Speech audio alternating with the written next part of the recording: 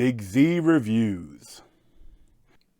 Hi, my name's Brandon Zarzyczny, but you can call me Big Z, and today I'm doing a book review for the newest Stephen King book, Fairy Tale.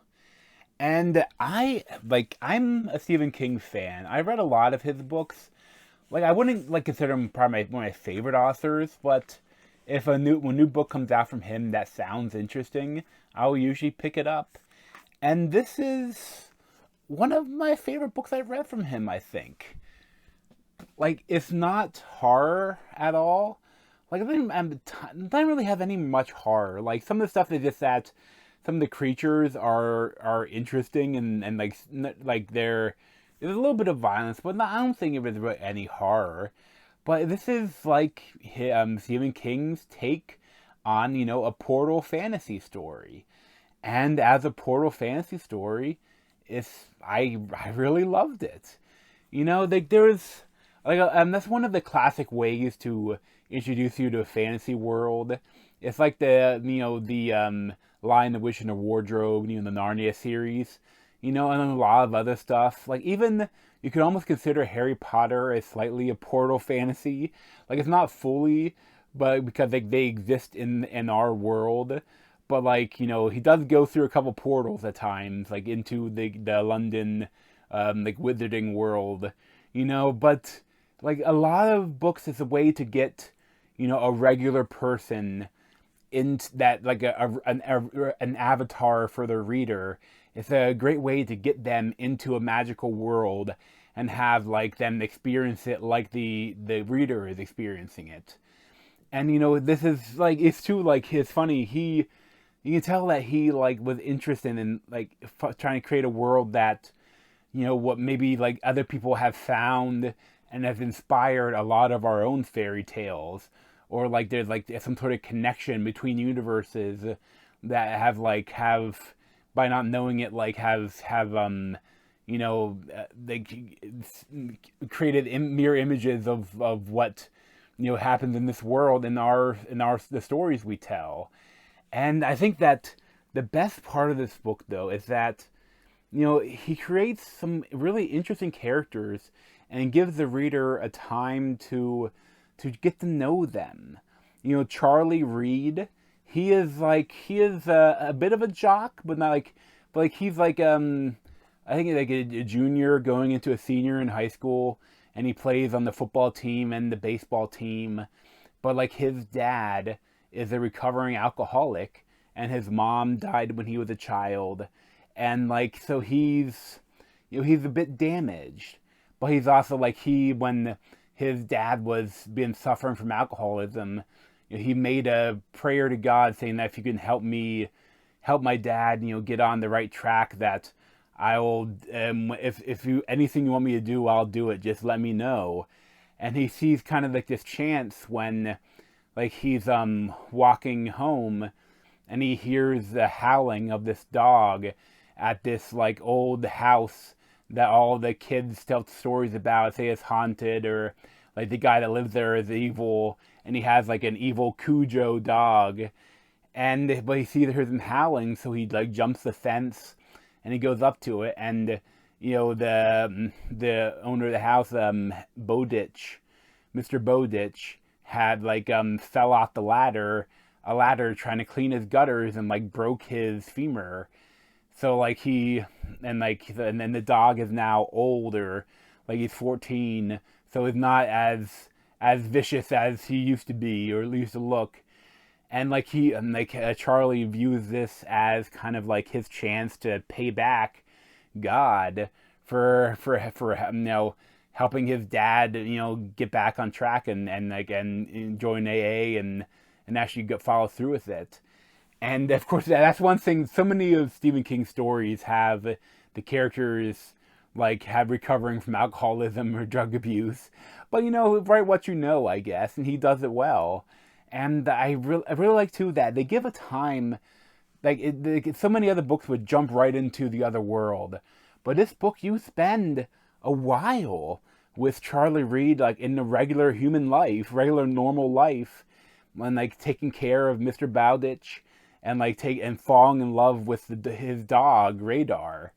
And that's, for me, like, I love that so much because I have a golden retriever named Cambria, and she's 13, and like her back legs don't really work too well. Like I have to have like a little sling that I get them and help like take weight off her back legs, and when they go up and down the stairs to go to the bathroom. And then it's too, when it's so funny, when it felt so weird because when they do get to the other world eventually, the dog can't go on the journey so he has to like have the cart that he puts the dog in to take him to try to get to the sundial, which if you turn the other way will make the dog young again. And like it reminded me so much of, like, I built this little cart and I push my dog around the neighborhood so that she can't really go on walks anymore, but I get some exercise and I push her around and she gets to go and see and sniff the whole neighborhood, and she absolutely loves it. Like I'll try to put a clip in it right here. Hey Cambria, a nice walk. A nice walk. Good girl. Like I felt such a kinship with him because like he's such a good guy, and it's interesting because he's not always been a good guy, because like when his dad was suffering from alcoholism, he would get together with his friend and do a lot of bad things. Like they were menaces in their city, and he feels bad about it. So he feels like when he goes into the other world and sees that it's fallen in hard times, like a curse has befallen this fairy world, this fairy tale world, and he wants to help them. You know, he originally just went there to save his dog Radar and also maybe get some gold. But when he sees all these people that have like turned gray because they've been cursed, he wants to help them. And it's like I really like Charlie Reed. Like he's intelligent, but not too intelligent, and he's strong. He's a bit of a jock, but I think that helps him because he has to fight, when he gets over there. And it's funny, the way they have like the curse that the people have is it's like how they've turned gray and their features, the longer they're like this, they're like melting almost. And then some of the royal family that are still left, they've been cursed in a ways where each of them lost one of their senses. And like how Stephen King describes some of that, you definitely see a little bit of the Stephen King-isms. But it's funny, I was worried at some point that this would become clearly part of the Gunslinger universe. And I'm sure it does. If you're like a big fan of Gunslinger, it might be some like things that Easter eggs in there. But I've only read the first Gunslinger book, and I liked it, but I didn't love it, so I never really got around to reading the rest of them. But like, I like that this is kind of its own thing. Stephen King loves to connect all of his books, and there's maybe a little bit of it, but it's not overt, and it's just a really fun book. Like it's not difficult to read. It's relatively easy, but it's also adult. There's some adult themes, but it's not like too adult. So and it's just a pleasure to read. I just really enjoyed Fairy Tale. The only thing I would say is that it's the way it's written. It's kind of like Charlie Reed is himself telling the story, like he's writing it, and I think it works. But at the same time, I don't love when like the narrator, it's like they're writing and it's just like you're in the present time, and then the narrator will break in like, I wouldn't realize then that would know, like the foresight sort of thing. I'm not a huge fan of that, but I think it still worked. And I liked the ending. Like he's a bit notorious for not like nailing the endings of books, but I think this ending is really good. The only thing it does, okay, I will go into spoilers a little bit now. I probably give like a 9 out of 10 if you don't want to see any spoils. But I'm not gonna spoil everything like what happens, but I'm gonna spoil the epilogue of the book. So okay, spoiling the epilogue now. So essentially, like you find out, like he tells you that he's writing this book 9 years after what happens in the book. And essentially he like so many of the other Portal fantasy books, like he's gone back to the regular world, and he didn't go back, and he kind of like cemented up the the portal into the fairy tale world, the underworld, or whatever.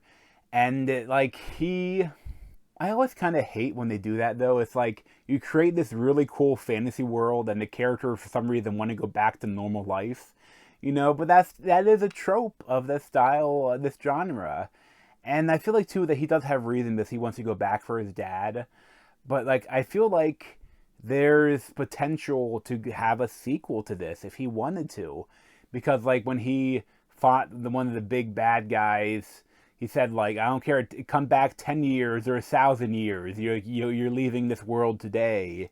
And I was like, 10 years? Because the dog was 14 or 15, and they turned the clock back like 10 years. So like he was like in his prime, like 4 radar. So like, I mean, and he's writing it in the epilogue. He says, the dog's still doing good, although she's getting older again. So I mean, like, if he has a reason that he could go back to this other world, and it'd be interesting to see what this world is like now that the curse has been lifted for almost 10 years. But then what happens now if there's something else going on? They need the Princess promised again. It's just, I really liked it. I liked, like, it would be so easy to not like Mr. Bowdish earlier on, but like they give you a time to really like him, and they give the time to like every person. I love that they gave time to, like, at the beginning of the book, to these characters before they went on the journey, and then the actual journey was really fun, and he got a lot of action, and he got a lot of like gladiatorial combat when he there's like, once he gets caught, of course, like he has to fight for himself and fight for this world. And there's a lot of really creative storytelling that I just really love this book. But thanks for watching. If you want to see more of me, you can subscribe down below. Thanks. Hey, Cambria, you had a good walk? Cambria, you can.